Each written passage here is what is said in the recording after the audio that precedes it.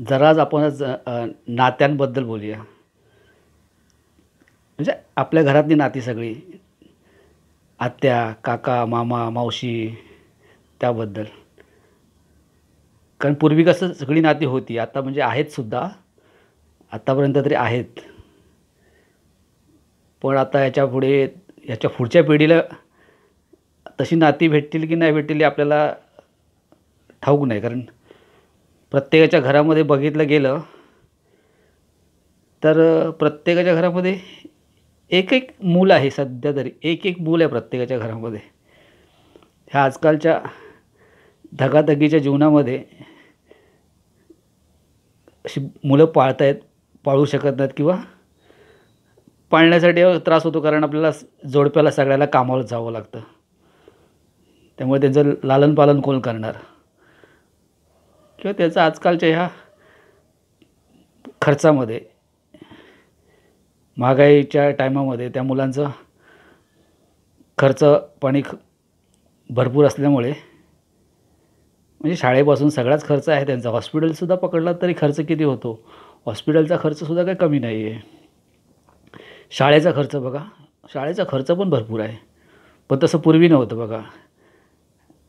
आता आपले काका, मामा, आत्या, मावशी, काका 2-2 काका आहेत. मला मला मला स्वतःला 2 काका आहेत, 3 मावश्या आहेत, 3 आत्या आहेत, 2 मामा आहेत. किती मोठं झालं बघा. मोठंच कुटुंब झालं ते. आता माझ्या मनात उदाहरण घ्या. मला 2 मुलं आहेत, बरोबर आहे. माझ्या 2 बहिणी आहेत, त्यांना एक मुलगा आहे.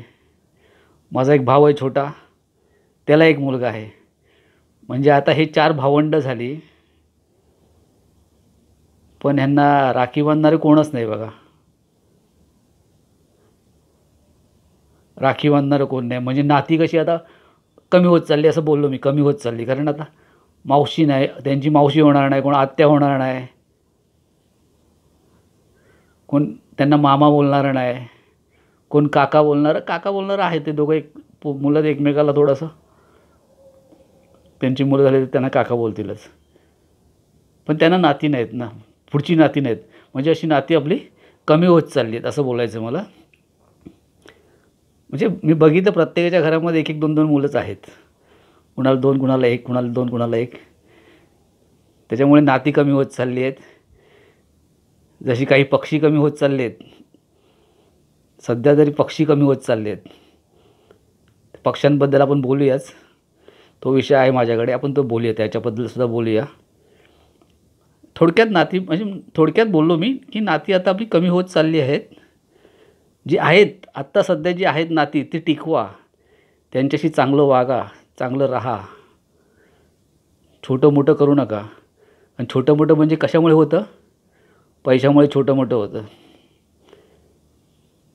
ज्याच्याकडे पैसा कमी तो छोटा, ज्याच्याकडे पैसा जास्त तो मोठा, असं सध्या तरी बघण्यात येतं आहे. म्हणजे आपल्या समोरासमोर दिसतं. त्याच्यामुळे असं बोलायला काही हरकतच नाही. ह्या गोष्टी आपण बघितलेल्या आहेत. कोण छोटं आहे, कोण मोठं आहे. ह्या प्रत्येक घरातल्या गोष्टी आहेत. तुमच्या काय आणि माझ्या काय, प्रत्येक घरामधल्या गोष्टी आहेत. तर जी आहेत नाती ती जपा. आणि असंच काहीतरी नवीन पाहण्यासाठी तुम्ही या माझ्या चॅनलवरती या, लाईक करा. जसं तुम्हाला जमेल तसं करा. चला.